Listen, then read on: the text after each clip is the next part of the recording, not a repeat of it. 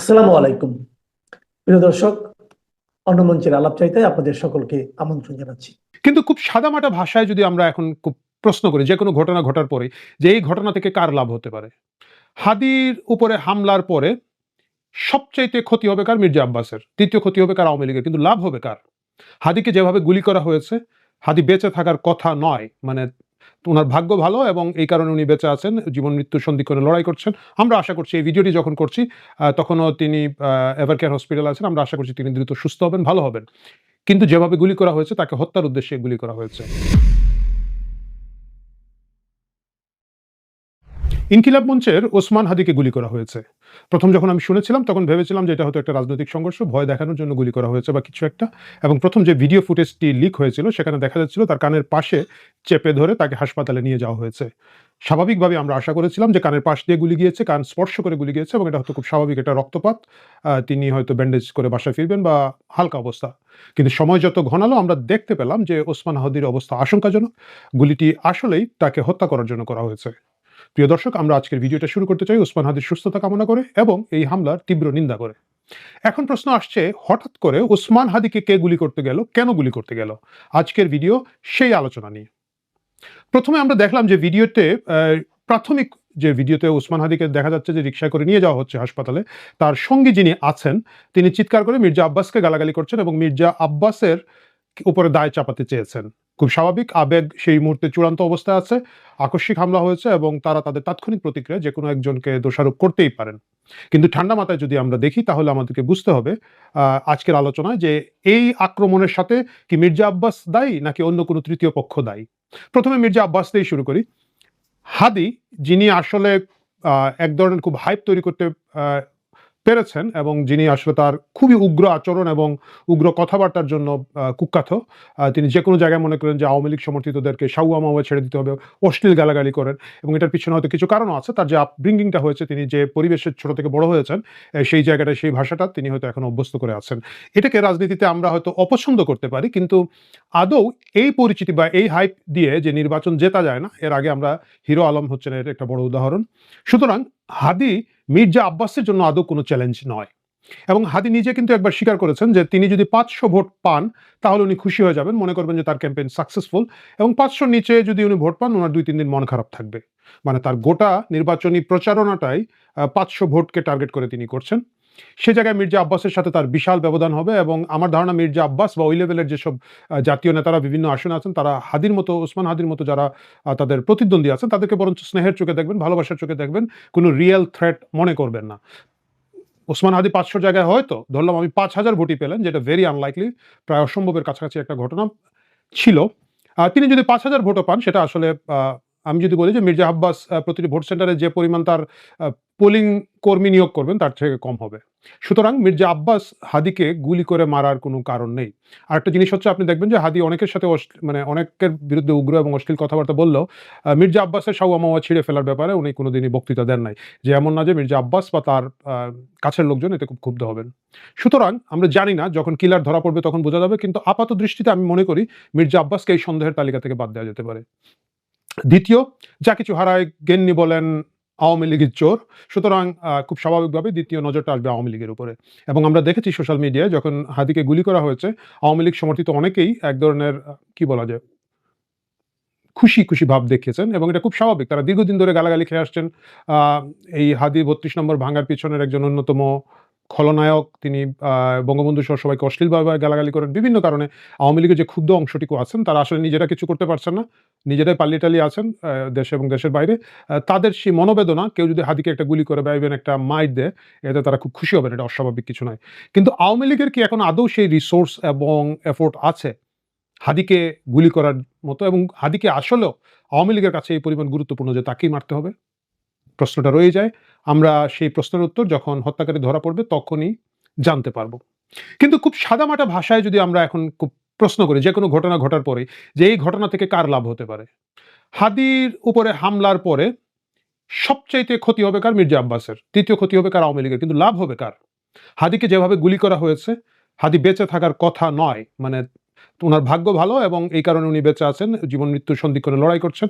আমরা আশা করছি এই ভিডিওটি যখন করছি তখনও তিনি এভারকেয়ার হসপিটালে আছেন। আমরা আশা করছি তিনি দ্রুত সুস্থ হবেন, ভালো হবেন। কিন্তু যেভাবে গুলি করা হয়েছে তাকে হত্যার উদ্দেশ্যে গুলি করা হয়েছে। এমন না কিন্তু যে যদি ভয় দেখানোর জন্য গুলি করা হতো তাহলে তো আমি বুঝতাম ফাঁকা গুলি করা হয়েছে। নরমাল রাজনৈতিক সংঘর্ষ হলে বুঝতাম লাঠি দিয়ে বাড়ি মেরেছে। বা যদি আহত করার উদ্দেশ্যে থাকে নরমালি সাধারণত উনি যেভাবে রিক্সায় যাচ্ছিলেন যেকোনো লোকের পক্ষে তাকে উরুতে গুলি করা বা বসা অবস্থায় পেটের মধ্যে গুলি করাটা স্বাভাবিক ছিল। কিন্তু যেভাবে মাথা সই করে গুলি করা হয়েছে তাকে হত্যার উদ্দেশ্যে গুলি করা হয়েছে, এই বিষয়ে কোনো সন্দেহ নাই। তাহলে যদি হাদি মারা যেতেন, যেটা খুব বেশি সম্ভাবনা ছিল, এখনো যে সেই সম্ভাবনার আ কমে গেছে বা চলে গেছে তা নয়, কিন্তু আল্লাহ তার হায়াত রেখেছেন। তাকে গুলি করে তাৎক্ষণিকভাবে মারা যায় নাই। যেটা খুবই শুকর আল্লাহর কাছে। যদি হাদি মারা যেতেন তাহলে এর দায়-দায়িত্ব ১ম এ মির্জা আব্বাসের উপরে আসতো এবং লাভবান হতো যে বা যারা মির্জা আব্বাসের বিরুদ্ধে পরবর্তীতে হাদির জায়গায় এখানে নির্বাচন করতেন। হাদির ছবি দিয়ে, হাদির পোস্টার দিয়ে, হাদির কথা দিয়ে, হাদির ভিডিও ক্লিপ দিয়ে মির্জা আব্বাসকে দোষারোপের পরে যার সুবিধাটা হতো যিনি মির্জা আব্বাসকে সবচাইতে বেশি চ্যালেঞ্জ করতে পারতেন। আমাদেরকে এখন দেখতে হবে, ভাবতে হবে আদৌ সেই ধরনের কোনো লোক এখানে আছেন কিনা যিনি মির্জা আব্বাসকে প্রকৃতভাবে চ্যালেঞ্জ করার মতো পরিচিতি রাখেন, যোগাযোগ রাখেন, দলীয় এবং অন্যান্য আর্থিক রিসোর্স ডেপ্লয় করতে পারবেন। সেরকম কেউ থাকলে তাকে সন্দেহের বাইরে রাখার এই মুহূর্তে বোধহয় সুযোগ নাই। খুব গুরুত্বপূর্ণ দুটো বিষয় আছে। একটা বিষয় হচ্ছে আপনি দেখবেন হাদির ব্যক্তিগত নিরাপত্তা রক্ষী বলব না, উনার সম্ভবত ভক্ত বা কর্মী শ্রেণীর লোক একজন আছেন যিনি হাদি আহত হওয়ার ১৭ ঘন্টা আগের একটা ভিডিওতে বলেছেন যে ৩ দিন হাদির জীবন ঝুঁকির মুখে। তিনি বলেছেন তিনি র‍্যাব ৮ এর কর্মকর্তা ছিলেন, যার কারণে হাদি যে এলাকায় আহত হয়েছেন এই এলাকায় তিনি আগে কাজ করতেন। তার প্রচুর সোর্স আছে এবং তিনি হাদিকে সাবধান করে দিয়েছেন। আমি জিজ্ঞাসা করলাম হাদিকে মারলে কি হবে, ও কি আর মারির ভয় পায়? আপনি জানেন যে আমি র‍্যাব ১০ যাত্রাবাড়িতে ৩ বছর চাকরি করেছি এবং এই অঞ্চলে আমার প্রচুর সোর্স আছে। চাকরি করার সুবাদে, র্যাবে চাকরি করার সুবাদে সোর্স মেনটেন করতে হয়। আমাকে গত পরশুদিন একজন বলল যে ভাই মারির সিরিয়ালে কিন্তু এখন হাদি। আপনার বরিশালে যে ফুয়াদ ভাইয়ের উপর যে আক্রমণটা হলো, আমাকে বেশ কয়েকজন কনফার্ম করছে যে এখন কিন্তু মারির সিরিয়ালে হাদি। আমি জিজ্ঞাসা করলাম হাদিকে মারলে কি হবে, ও কি আর মারির ভয় পায়? তো ওরা বললো যে ভাই মারির কেউ ভয় পায় না, কিন্তু হাদি ভাইয়ের গায়ে যদি একবার হাত তুলে ফেলতে পারে ওদের আত্মবিশ্বাসটা বেড়ে যাবে। আমি ডেঙ্গু রোগে আক্রান্ত, ১ মাস হসপিটালাইজ ছিলাম, এখনও দুর্বল।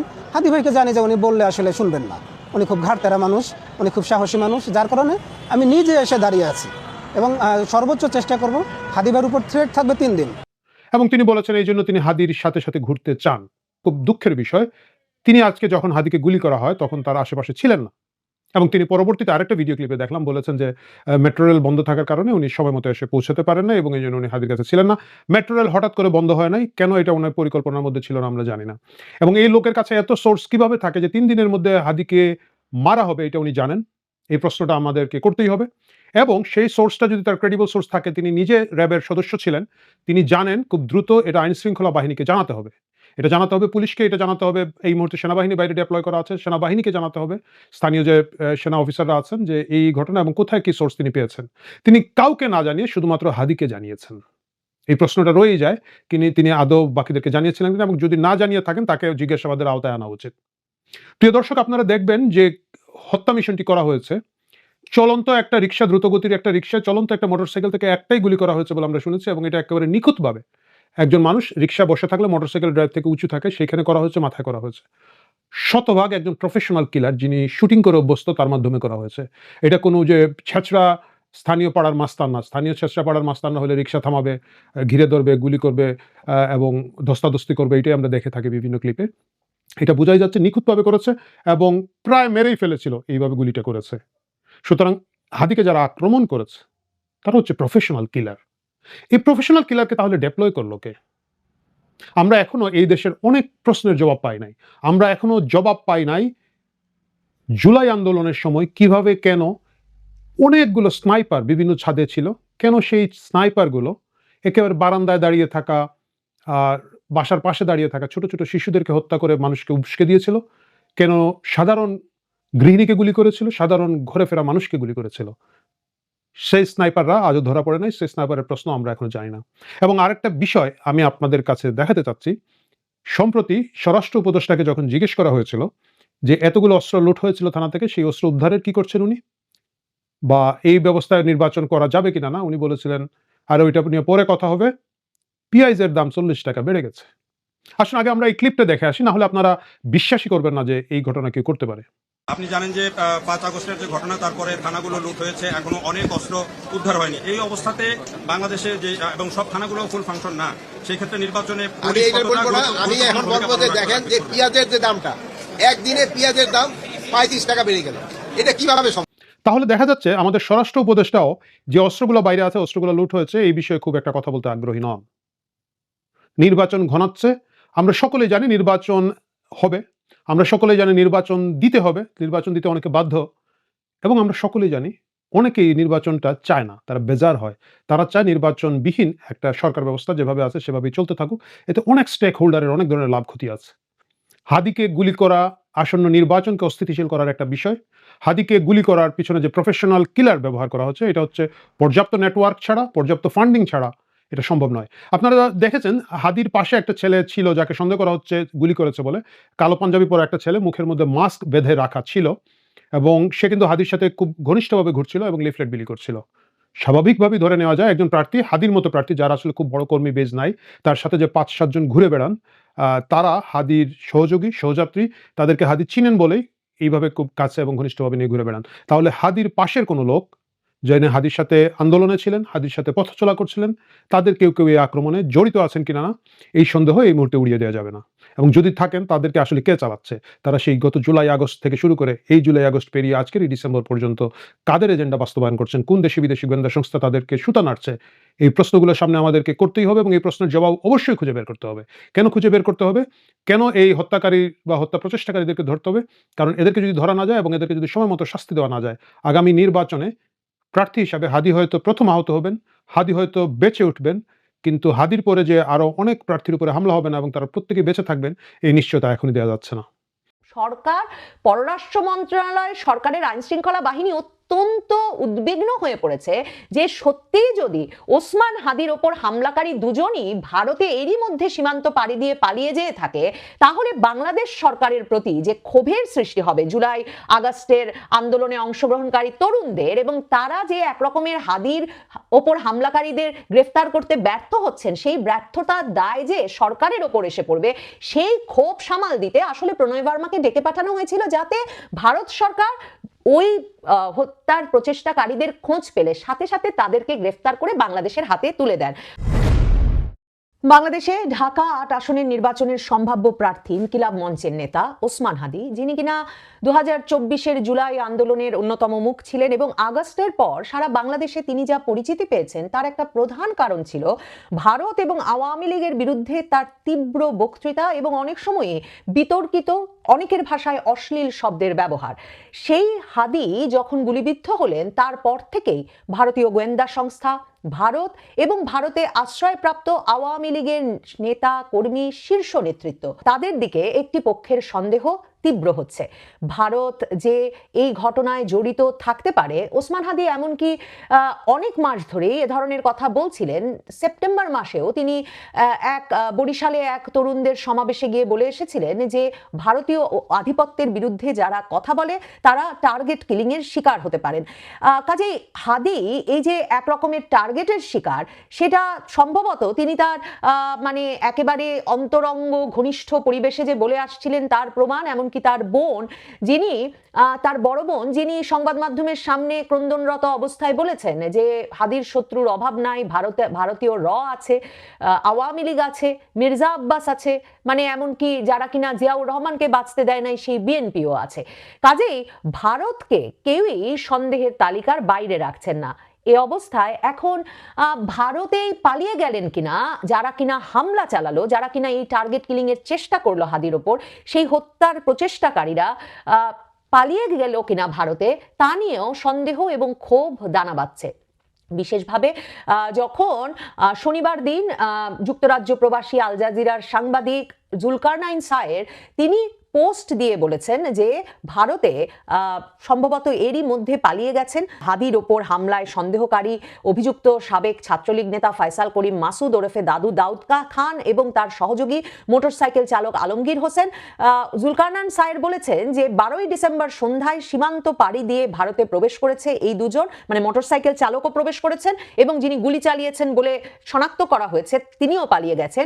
এবং জুলকারনাইন সায়ের স্পষ্ট করে লিখছেন, খুবই কনফিডেন্সের সঙ্গে আত্মবিশ্বাসের সঙ্গে লিখছেন তাদের বর্তমান অবস্থা আসামের গুয়াহাটি শহরে, এবং তিনি আরো জানান ভারতে তাদের সহায়তা করছেন আওয়ামী লীগ নেতা জাহাঙ্গীর কবির নানকের ব্যক্তিগত সহকারী পিএস মোহাম্মদ মাসুদুর রহমান বিপ্লবের তত্ত্বাবধানে এই হত্যাকারীরা ভারতে অবস্থান করছেন। এবং শুধু তাই নয়, তিনি বলছেন অত্যন্ত পরিকল্পিতভাবে এই আক্রমণ করা হয়েছে এবং আরো কয়েকটি হিট টিমের একই রকম ঘটনার পুনরাবৃত্তি ঘটানোর চেষ্টা রয়েছে। সরকার হাদির ঘটনা ঘটা মাত্র ঘোষণা দিয়েছিল যে তারা সীমান্তরক্ষী বাহিনী মানে আমাদের বিজিবিকে অ্যালার্ট করেছে, সর্বোচ্চ সতর্কাবস্থায় রেখেছে এবং সর্বোচ্চ সতর্কাবস্থায় রেখেছে যাতে সীমান্ত পাড়ি দিতে না পারে হাদির ওপরের হামলাকারীরা। কারণ বাংলাদেশ থেকে যে কোনো অপরাধ ঘটলে সবার আগে যে ঘটনাটা ঘটে, মানে এটা চুরি, ডাকাতি, খুন, রাহাজানি যে ঘটনাই ঘটুক না কেন, যেই পর্যায়ের অপরাধীরাই ঘটনাটা ঘটাক না কেন, সাথে সাথে তারা সীমান্ত পাড়ি দেওয়ার চেষ্টা করেন। কাজে সরকার কিন্তু ঘোষণা দিয়েছিল বিজেপিকে, সীমান্তরক্ষী বাহিনীকে তারা সর্বোচ্চ সতর্কাবস্থায় রেখেছে। অথচ এখন আল জাজিরার সাংবাদিক জুলকারনাইন সায়ের ঘোষণা দিয়ে বলছেন এই দুইজনই, মানে যিনি মোটরসাইকেল চালাচ্ছিলেন আর যিনি মোটরসাইকেল থেকে গুলি করলেন, এই দুজনই এরই মধ্যে পালিয়ে গিয়ে আসামের গুয়াহাটিতে পৌঁছে গেছেন। ডিএমপি ঢাকা মেট্রোপলিটন পুলিশ একদিকে বলছেন তাদের কাছে হাদির ওপর হামলাকারীর সীমান্ত পাড়ি দেওয়ার কোনো তথ্য নেই, অন্যদিকে আজকে পররাষ্ট্র মন্ত্রণালয়ে একটা উদ্যোগ নিয়ে ভারতের হাই কমিশনার প্রণয় বার্মাকে ডেকে পাঠিয়েছিলেন পররাষ্ট্র মন্ত্রণালয়ে এবং এই তলব করেছিলেন যে ভারতীয় হাই কমিশনারকে পররাষ্ট্র মন্ত্রণালয় তলব করে তারা সরাসরি বলেছেন যে যাতে ইনকিলাব মঞ্চের আহ্বায়ক শরীফ ওসমান হাদির ওপর হামলাকারীরা ভারতে ঢুকে পড়লে তাদের গ্রেফতার করে ভারত ফেরত পাঠায়, সেই আহ্বান, সেই অনুরোধ তাদেরকে জানানো হয়েছে। প্রণয় বার্মাকে তলব করে পররাষ্ট্র মন্ত্রণালয়ের বিবৃতিতে বলা হচ্ছে যে তারা আবারও এটাও বলেছেন যে দিল্লিতে আশ্রয় নেওয়া ক্ষমতাচ্যুত প্রধানমন্ত্রী শেখ হাসিনার অব্যাহত উস্কানিমূলক বক্তব্যে অন্তর্বর্তী সরকার উদ্বিগ্ন। এই নিয়ে অন্তর্বর্তী সরকারের আমলে কিন্তু গত 15 মাসে বিভিন্ন ঘটনায় অন্তত 5 বার এই ভারতের রাষ্ট্রদূতকে তলব করা হয়েছে। কিন্তু এই যে শেখ হাসিনা উস্কানিমূলক কথা বলছেন কিংবা ভারতে বসে আওয়ামী লীগ নেতৃবৃন্দ উস্কানিমূলক কথা বলছেন, সে কারণে বাংলাদেশের আইন শৃঙ্খলা পরিস্থিতি অস্থিতিশীল হয়ে উঠছে, এই অভিযোগ কিন্তু এপ্রিল মাসে সর্বোচ্চ পর্যায়ে ডক্টর মোহাম্মদ ইউনূস জানিয়েছিলেন প্রধানমন্ত্রী মোদীকে যখন বিমস্টেক সম্মেলনের সাইড লাইনে থাইল্যান্ডের ব্যাংককে তাদের দেখা হয়েছিল। কিন্তু ডক্টর ইউনূসের তরফেই আমরা জানি প্রধানমন্ত্রী মোদী তাকে সরাসরি জানিয়ে দিয়েছিলেন যে ভারতে শেখ হাসিনা, সাবেক প্রধানমন্ত্রী শেখ হাসিনা একজন অতিথি এবং ভারতে সামাজিক যোগাযোগ মাধ্যম ব্যবহারের অধিকার সকলের আছে, কাজেই সেই ব্যবহারের ওপর কোনো বাধা সৃষ্টি ভারত সরকার করবে না, শেখ হাসিনার ওপরেও করবে না। কাজেই সর্বোচ্চ পর্যায় থেকে যখন এমন বক্তব্য চলে এসেছে বোঝাই যায়, নিশ্চিতভাবেই বলা যায় যে প্রণয় বার্মাকে যতবারই ডেকে পাঠানো হোক না কেন ভারত শেখ হাসিনার কথা বন্ধ করতে কোনো ভূমিকা নেবে না। অন্যদিকে আবারও যে কথাটা বলেছে পররাষ্ট্র মন্ত্রণালয় ভারতের রাষ্ট্রদূত প্রণয় বার্মাকে ডেকে, সেখানে তারা বলেছে যে শেখ হাসিনা তার সমর্থকদের সন্ত্রাসী কর্মকাণ্ডে জড়াতে আহ্বান জানিয়ে নিয়মিত উস্কানিমূলক বক্তব্য দিচ্ছেন, এটা বাংলাদেশের আইন শৃঙ্খলা পরিস্থিতি ও গণতান্ত্রিক প্রক্রিয়ার জন্য গুরুতর হুমকি হিসেবে তারা বিবেচনা করেন। পররাষ্ট্র মন্ত্রণালয় এছাড়াও বলেছেন যে শেখ হাসিনা এবং আসাদুজ্জামান খান কামালকে বাংলাদেশের বিচারিক কর্তৃপক্ষ যেহেতু মৃত্যুদণ্ড দিয়েছে, ভারত যাতে দ্রুত তাদেরকে দণ্ড ভোগের জন্য প্রত্যর্পণ করেন। এখন সেটাও প্রণয় বার্মার কোনো নতুন উদ্যোগ নেওয়ার নাই, কারণ মৃত্যুদণ্ডের রায় ঘোষিত হবার পরেও 17 নভেম্বর রায়টা ঘোষিত হওয়ার পরেও এই সম্প্রতি সপ্তাহ দুয়েক আগে ভারতের পররাষ্ট্রমন্ত্রী এস জয়শঙ্কর তিনি ভারতের এক সাক্ষাৎকারে সংবাদ মাধ্যমে বহুল প্রকাশিত এনডিটিভির এক সিইও এডিটরের সঙ্গে এক সাক্ষাৎকারে তিনি স্পষ্টভাবে বলেছেন যে শেখ হাসিনা যেদিন সিদ্ধান্ত নেবেন তিনি সেদিন ভারত ছেড়ে বাংলাদেশে যাবেন, মানে শেখ হাসিনাকে এর সিদ্ধান্ত নিতে হবে। ভারত এই মুহূর্তে তিনি কবে ফেরত যাবেন এ বিষয়ে ভারতের কোনো কিছু বলার নাই। তার মানে পরিষ্কার ভারত বলছে বটে যে বাংলাদেশ থেকে প্রত্যর্পণের অনুরোধ জানিয়েছি, ঠিক আছে, তারা সেটা গ্রহণ করেছে, তারা সেটা দেখছে, কিন্তু আসলে তাদের সিদ্ধান্ত হচ্ছে ভারত কিছুতেই বাংলাদেশে শেখ হাসিনাকে এখন ফেরত দেবে না। কাজেই প্রণয় বার্মার সেক্ষেত্রেও কিছু করার নাই। আসলে পররাষ্ট্র মন্ত্রণালয় এই যে রোববারে প্রণয় বার্মাকে ডেকে পাঠালো তার সবচেয়ে বড় কারণ পররাষ্ট্র মন্ত্রণালয় সরকারের আইন শৃঙ্খলা বাহিনী অত্যন্ত উদ্বিগ্ন হয়ে পড়েছে যে সত্যিই যদি ওসমান হাদির ওপর হামলাকারী দুজনই ভারতে এরই মধ্যে সীমান্ত পাড়ি দিয়ে পালিয়ে যেয়ে থাকে, তাহলে বাংলাদেশ সরকারের প্রতি যে ক্ষোভের সৃষ্টি হবে জুলাই আগস্টের আন্দোলনে অংশগ্রহণকারী তরুণদের, এবং তারা যে একরকমের হাদির ওপর হামলাকারীদের গ্রেফতার করতে ব্যর্থ হচ্ছেন, সেই ব্যর্থতার দায় যে সরকারের ওপর এসে পড়বে, সেই ক্ষোভ সামাল দিতে আসলে প্রণয় বার্মাকে ডেকে পাঠানো হয়েছিল যাতে ভারত সরকার ওই হত্যার প্রচেষ্টাকারীদের খোঁজ পেলে সাথে সাথে তাদেরকে গ্রেফতার করে বাংলাদেশের হাতে তুলে দেন। পররাষ্ট্র মন্ত্রণালয়ের বিজ্ঞপ্তিতে জানানো হয়েছে যে শরীফ ওসমান হাদির ওপর হত্যা চেষ্টার সঙ্গে জড়িত সন্দেহভাজনদের ভারতে যাওয়া প্রতিরোধে ভারতের সহযোগিতা কামনা করা হয়েছে এবং তারা যদি ভারতীয় ভূখণ্ডে প্রবেশ করতে সক্ষম হয় তবে তাদের তাৎক্ষণিক গ্রেফতার ও বাংলাদেশের কাছে প্রত্যর্পণ নিশ্চিত করার অনুরোধ জানানো হয়েছে। এখন ভারত তো বরাবর বলে যে বাংলাদেশ থেকে ক্রমাগতভাবে সন্ত্রাসী, জঙ্গি, চোরাচালানকারীরা অনুপ্রবেশ করছে বাংলাদেশে এবং সেই অনুপ্রবেশের অভিযোগ তারা এতটাই তীব্র পর্যায়ে নিয়ে গেছে যে এখন তারা নিয়মিতভাবে পুশিং করছে এবং অনেক ক্ষেত্রে এমনকি ভারতীয় নাগরিকদের তারা পুশিং করে দিচ্ছে বাংলাদেশি বলে, কারণ ভারতের বরাবরের অভিযোগ যে বাংলাদেশ সীমান্ত অরক্ষিত রেখেছে, এই জন্য চোরাচালানকারীরা থেকে শীর্ষ সন্ত্রাসী জঙ্গিরা বাংলাদেশের সীমান্ত পেরিয়ে ভারতে ঢুকে পড়ে।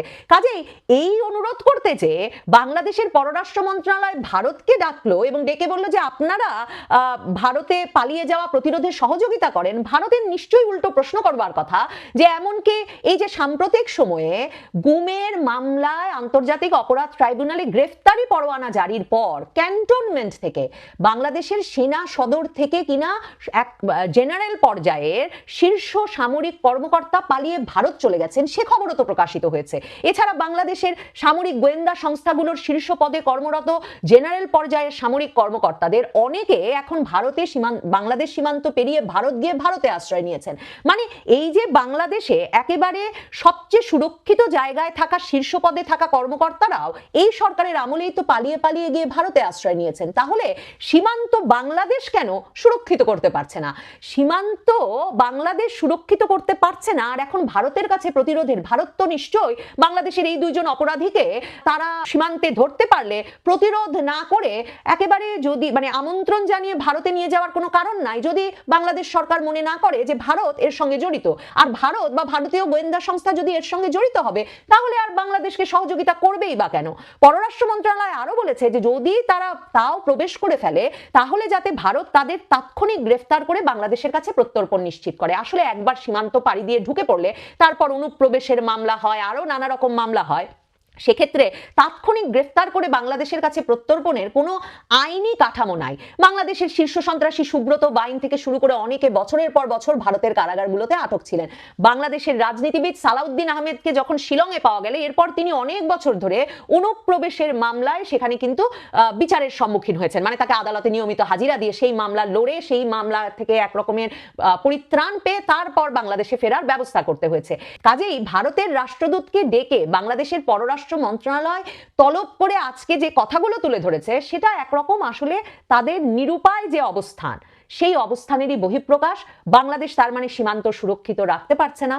বাংলাদেশ যদি তাদের সন্দেহ থাকে ভারত এবং ভারতের গোয়েন্দা সংস্থা এর সঙ্গে জড়িত কিংবা ভারতে বসে বাংলাদেশের আওয়ামী লীগের নেতৃবৃন্দ এই কাজগুলো করছেন, তাহলে সুনির্দিষ্ট প্রমাণ হাজির করবার এখন একেবারে যথাযথ সময় এসে পড়েছে এই সরকারের জন্য।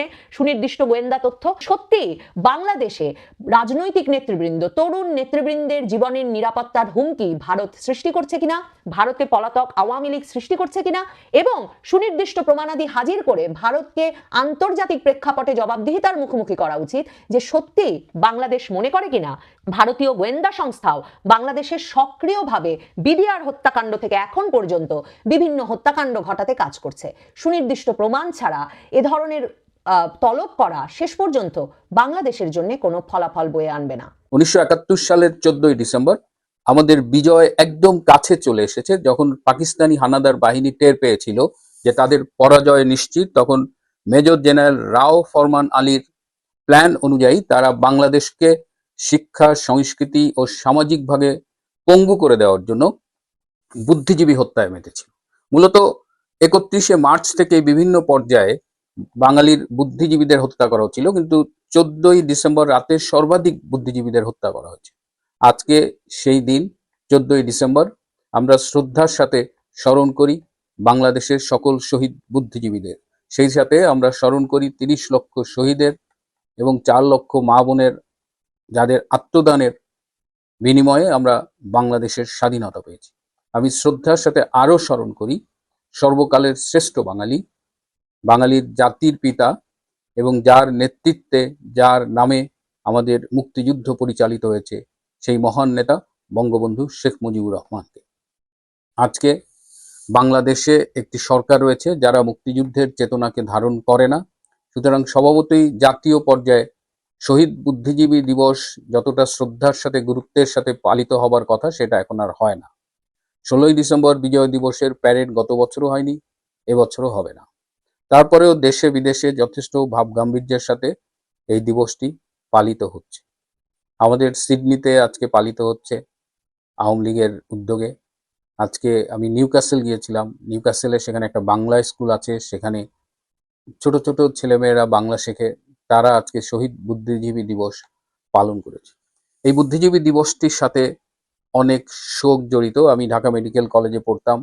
আমাদের দুজন শ্রদ্ধেয় বরেণ্য চিকিৎসক শহীদ ডাক্তার ফজলে রাব্বি এবং শহীদ ডাক্তার আলিম চৌধুরী। ফজলে রাব্বি এবং আলিম চৌধুরী দুজনই অধ্যাপক ছিলেন। তারাও এই দিনে শহীদ হয়েছিলেন। বুদ্ধিজীবী দিবসের কথা যখন বলছি, যখন শ্রদ্ধার সাথে স্মরণ করছি, আমার এক ছোট বোনের বাবা শহীদ বুদ্ধিজীবী শহীদ আলতাফ মাহমুদ, তিনি অবশ্য আগস্ট মাসের শেষে শহীদ হয়েছিলেন। তেমনি অনেকেই, অনেক বুদ্ধিজীবী আমাদের এই স্বাধীনতার জন্য আত্মাহুতি দিয়েছিলেন। এই কথা যখন বলছি, তখন আজকে আমাদের সিডনিতে বাংলাদেশ সময় 1:40, দুপুর 1:40-এর দিকে বন্ডাই বিচ, সিডনির অন্যতম আইকনিক বিচ, প্রশান্ত মহাসাগর তীরে তাসমান সাগর, আসলে তাসমান সাগরের একটা সৈকত, এই বন্ডাই বিচে সন্ত্রাসী ঘটনা ঘটেছে। এখানে অস্ট্রেলিয়ার জিউস সম্প্রদায় তাদের ঐতিহ্যবাহী ধর্মীয় উৎসব হানুকা পালন করছিলেন। এই হানুকা একটা খুব ঐতিহাসিক উৎসব। প্রায় 2000 বছর আগে জেরুজালেমে তারা তাদের একটি উপাসনালয় পুনরুদ্ধার করেছিলেন এবং সেখানে উপাসনালয়ে বাতি জ্বলবার জন্য একদিনের তেল ছিল, কিন্তু অলৌকিকভাবে 8 দিন সেই উপাসনালয়ে বাতি জ্বলেছিল এবং যে কারণে হানুকা উৎসবটি 8 দিন ধরে হয়। আজকে ছিল সেই উৎসবের প্রথম দিন। সাধারণত তাদের ক্যালেন্ডার অনুযায়ী, ধর্মীয় ক্যালেন্ডার অনুযায়ী নভেম্বর ডিসেম্বরের দিকে হয়। তো আজকে সেখানে 1000 খানেকের বেশি জিউস সম্প্রদায়ের লোকজন উপস্থিত ছিলেন। এছাড়া বন্দাই বিচে অনেক পর্যটক, স্থানীয় লোকজন উপস্থিত থাকেন। সেই সময় হঠাৎ করে কয়েকজন সন্ত্রাসী উপস্থিত হয়ে র্যান্ডম গুলিবর্ষণ করেন এবং শেষ খবর পাওয়া পর্যন্ত 11 জন নিহত হয়েছেন, 18 জন হাসপাতালে আছেন এবং আরো অনেককে লোকালি প্যারামেডিক্সরা ট্রিটমেন্ট দিয়েছেন। এই যে 12 জন নিহত হয়েছেন তার মধ্যে একজন সন্ত্রাসী, সে পুলিশের গুলিতে নিহত হয়েছেন, আর আরেকজন সন্ত্রাসী গ্রেপ্তার হয়েছেন। সিডনি জুড়ে শোক বিরাজ করছে এবং আমরা সবাই ভীষণ শোকার্ত, কারণ অস্ট্রেলিয়া একটা শান্তিপূর্ণ দেশ। যে কোনো শহর বলেন, সিডনি বলেন, এটা আমাদের অস্ট্রেলিয়া না। আমরা যে অস্ট্রেলিয়াকে চিনি সেই অস্ট্রেলিয়া সন্ত্রাসের